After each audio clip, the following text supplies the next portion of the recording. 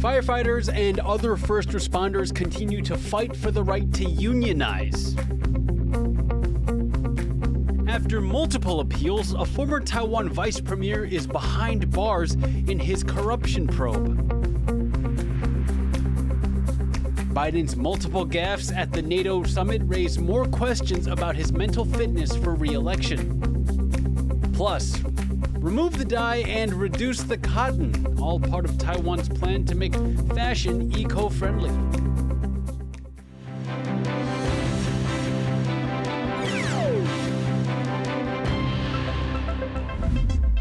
Welcome to TaiwanPlus News. I'm Leslie Liao.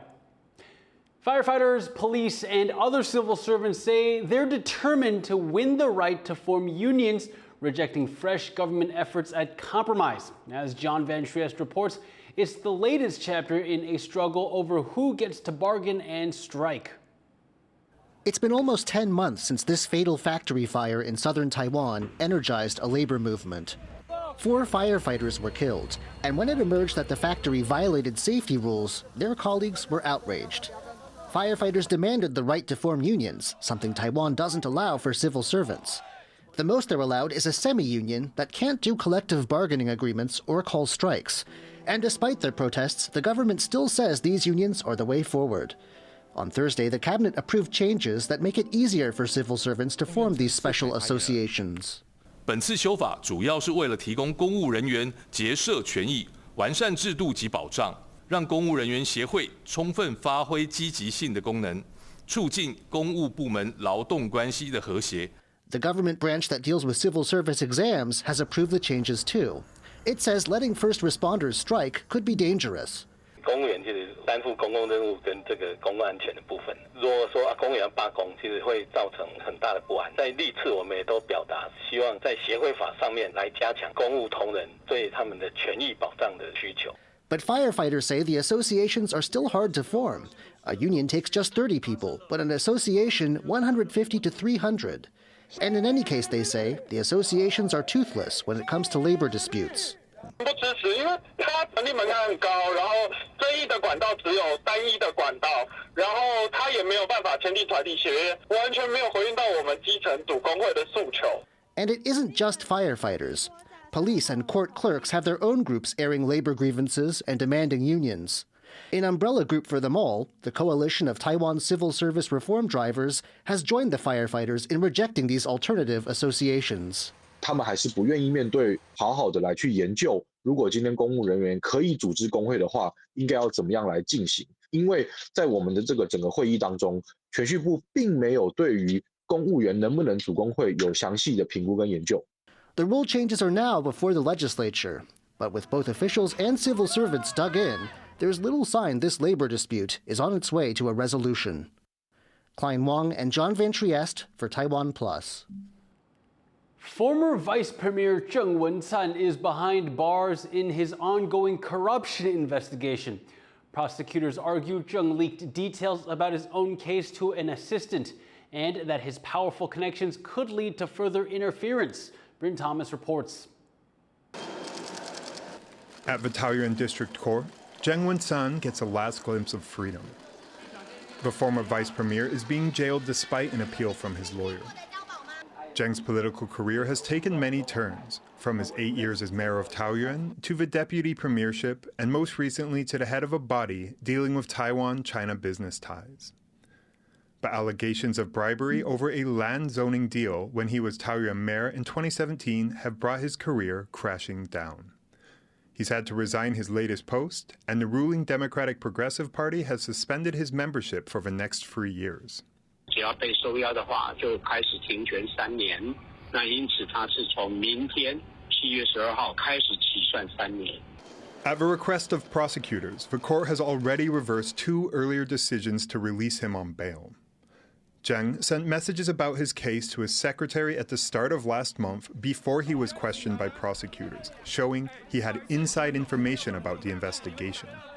As a result, prosecutors persuaded the court that Cheng's powerful connections could mean even more interference. Cheng's now being held incommunicado. 凡入进入我们监狱的监狱看守所部分，我们会填写一个是否泄露，是要否让他的讯息给他的外面朋友知道。 Investigators are also looking into whether someone tipped off the landowner involved in the alleged bribery. One possible explanation for why the corruption claims went unreported for 7 years. James Lin, John Van Trieste, and Bryn Thomas for TaiwanPlus. Tainan City Police have made a breakthrough in identifying the gunman who shot dead local Fishermen's Association chair Ling Shijie on Monday. 的确是有在这个第二部车的这个里面的地方采集到这个找到这个口罩，从口罩上面采到相关的些微的基证 ，DNA 指纹其实我们目前都还在比对当中。 The suspect fled by car after shooting Ling multiple times outside his home on Monday morning. He swapped between 3 vehicles to make his escape. Police officers have expanded their search area and are working with the Coast Guard and airports in case he tries to leave the country. Joe Biden is showing no sign that he is willing to step aside despite growing pressure from members of his own party and now even Hollywood heavyweight George Clooney. At a press conference marking the end of the NATO summit in Washington, the 81-year-old vowed to complete the job.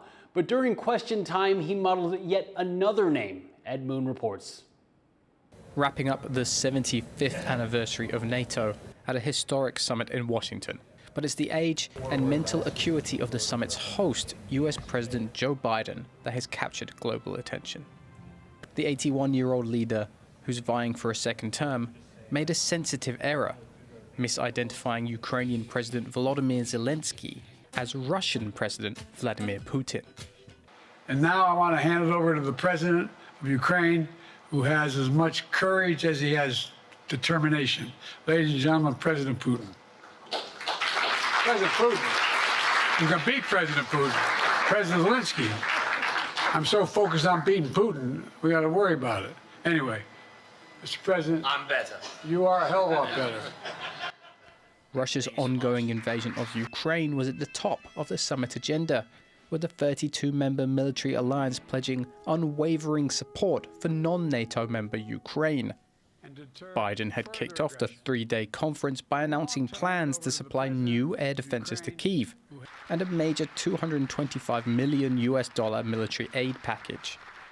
But now, as the summit ends, growing concerns about Biden's domestic challenges amid another blunder closer to home, mistaking Vice President Kamala Harris for his re-election rival Donald Trump. Look, I wouldn't have picked Vice President Trump to be Vice President, but I think she was not qualified to be President. NATO leaders were quick to defend Biden. French President Emmanuel Macron and German Chancellor Olaf Scholz, each focusing on President Biden's commitment to international security partnerships. J'ai pu aussi l'écouter échanger en marge des rendez-vous. J'ai vu comme à chaque fois un président qui est aux affaires, en charge, précis sur les dossiers, qu'il connaît bien. Versprecher passieren und wenn man alle immer genug beobachtet, findet man auch genug. But world leaders were careful not to comment on the upcoming US election in November. Trump has stated anti-NATO positions before and leads Biden in polling just months out from voting day. With Biden's future under increasing scrutiny, other alliance members can only watch and wait. James Lin, Joyce Zhang, and Ed Moon for TaiwanPlus. A Russian-born married couple has been arrested in Australia on suspicion of espionage. Federal police allege the Australian citizens were planning to send sensitive defense and military information to Russian officials. One of the pair, a 40-year-old woman, was an information systems technician in the Australian Army. She reportedly conspired with her husband while she was on a trip to Russia. They face up to 15 years in prison. Germany is set to ban Chinese telecommunication companies Huawei and ZTE from its 5G network. Interior Minister Nancy Faeser says Germany will bar the use of their devices from 5G core networks by the end of 2026, while equipment used in other parts of the 5G network must be replaced by the end of 2029. German Chancellor Olaf Scholz unveiled a new China strategy last year in which relations with Beijing were described as a systematic rivalry. One of Taiwan's top research institutes is celebrating its 51st anniversary. All this week on TaiwanPlus, we're taking an inside look at what it does and some of its cutting-edge innovations.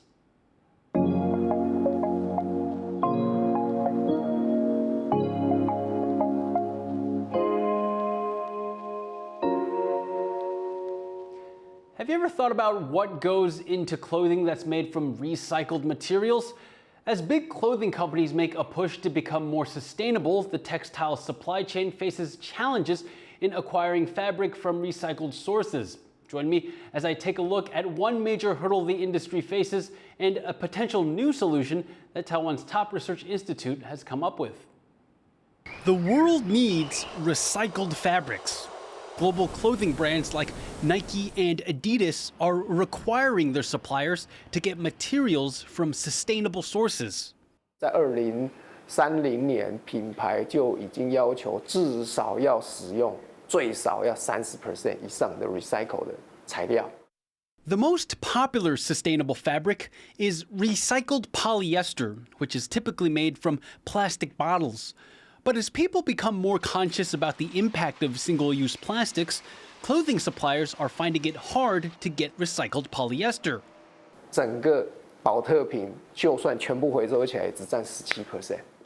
And while less plastic is a good thing for the planet, the lack of sustainable materials could spell trouble for the upcycled textile economy.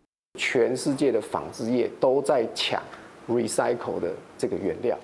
Taiwan is one of the world's major textile suppliers, and it needs a workaround to get more recycled fabrics. Recycling textiles from things like old clothing or bedsheets may be the answer, but that solution has its own problems, specifically the dyes that give consumer fabrics their colors. To recycle textiles from old garments, dyes need to be removed first before they can be reused. 那纺织品走手碰到的问题就是，我如果染料没有拿出来，那后面的路完全走不下去。 Traditional dye removal involves soaking garments in organic solutions at high temperatures, which uses a lot of energy and leaves byproducts that are harmful to the environment. And those methods can only remove at most 80% of dyes. 纵使我把80% 全部拿出来之后，我在人的肉眼看起来，它就是一个很淡的，还是带有颜色的部分，那就没有办法应用在其他浅的颜色或是比较亮的颜色。 To get around these challenges, Taiwan's Industrial Technology Research Institute has developed the PureTex Sustainable Decolorization Solution.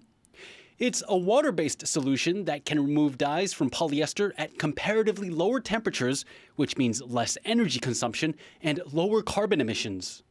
平均下来大概可以减少45% 的减碳率。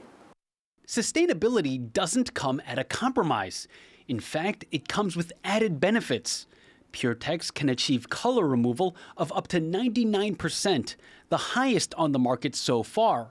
我产出来的纤维就是白色，所以我可以应用在任何色系，甚至于很亮的、很浅的颜色，我都可以再去重复的去使用。 And PureTex works with current dye removal equipment, meaning businesses don't need to make any major investments to adopt it. The team behind PureTex earned an Edison Award for its innovation and potential to redefine the textile industry. PureTex comes at a pivotal time when people are thinking about how to save the planet while keeping their businesses running. This tech proves that it doesn't have to be a choice between one or the other, and that sometimes being eco-friendly could bring groundbreaking, industry-setting innovation. Kama Xu and Leslie Liao in Hsinchu for TaiwanPlus. And that concludes our series marking eTree's 51st anniversary. If you'd like to revisit any of the reports, you can find them on our website. Coming up after the break, we take a look at how Washington's building a modern force to counter Beijing.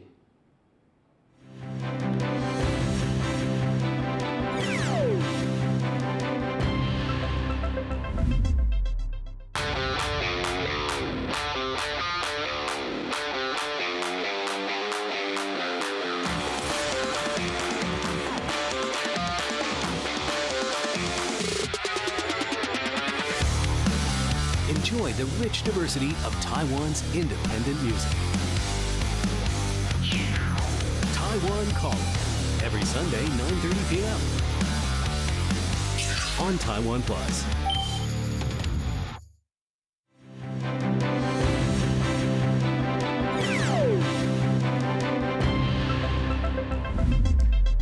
Welcome back. You're watching Taiwan Plus News. Japan's government continues to view China as the primary threat to regional peace and security. In a new Defense Ministry white paper, Japan names China as a threat to a free and open Indo-Pacific and notes Beijing's escalating aggression toward Taiwan.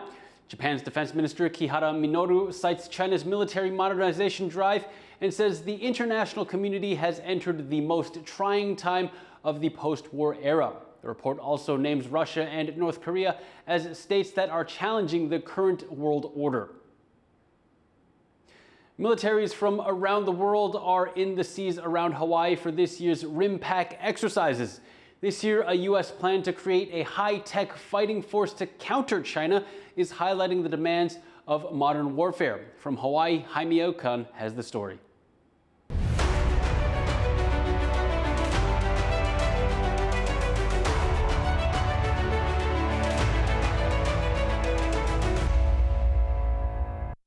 Every 2 years, dozens of countries send warships to the U.S. state of Hawaii for RIMPAC. It's the world's largest maritime exercise, lasting over 6 weeks.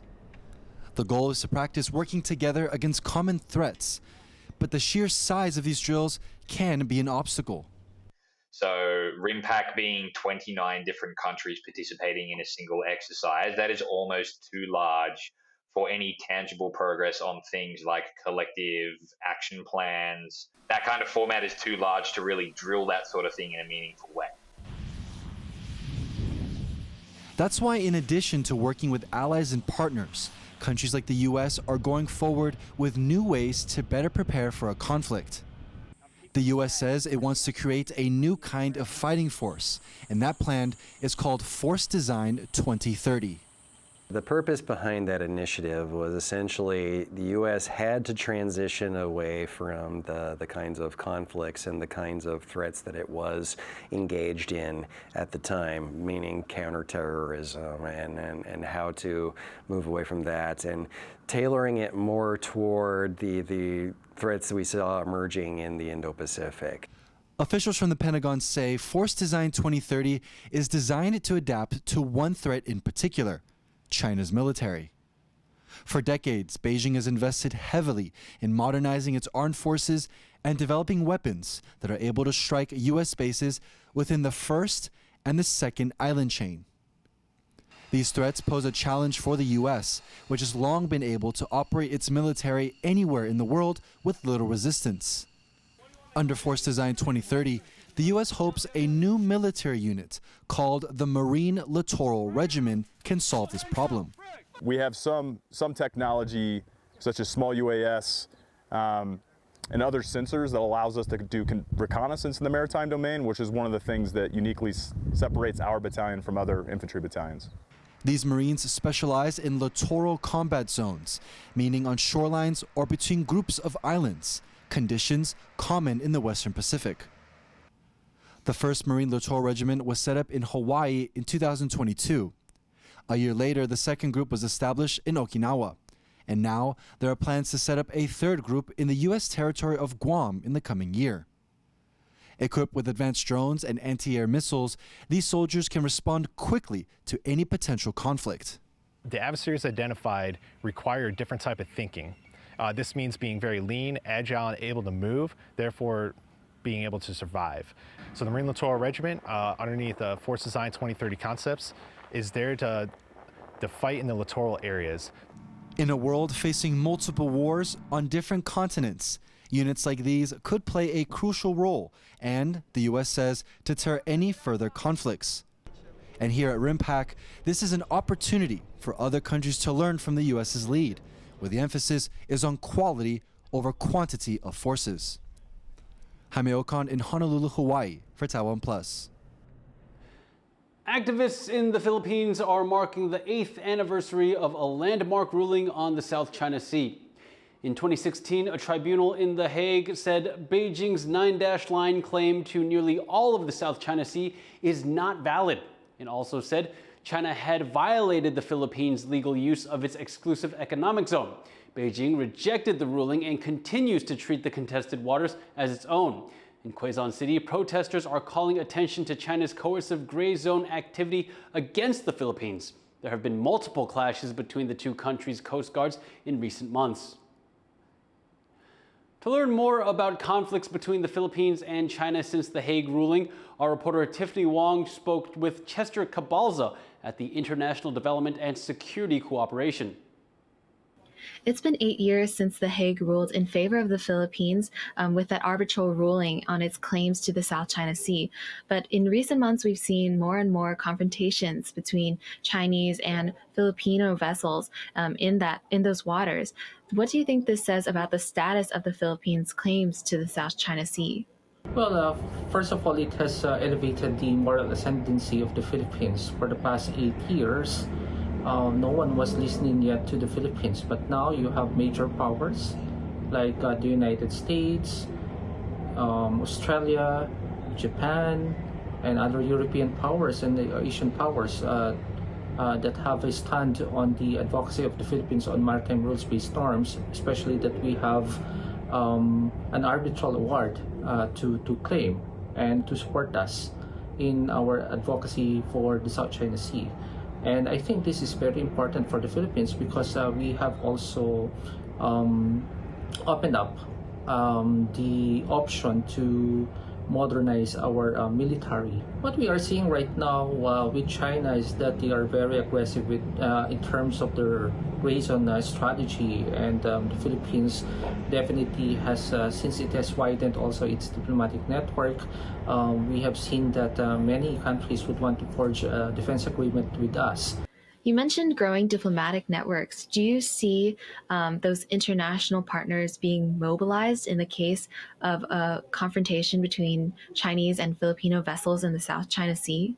There was an offer coming from the United States to help us with the joint patrol in the Second Thomas Shoal, but at the same time, the Philippines, particularly the armed forces of the Philippines, has decided to do it on its own because basically this is the cause of the Philippines, and we wanted to send a message that we can stand on our own, that this maritime dispute and confrontation with China is a Philippine problem with our Chinese counterparts. We wanted to resolve it in such a way that there will be no foreign intrusions and other complexity in the problem, because what we are experiencing right now in the West Philippine Sea / South China Sea is already very complicated.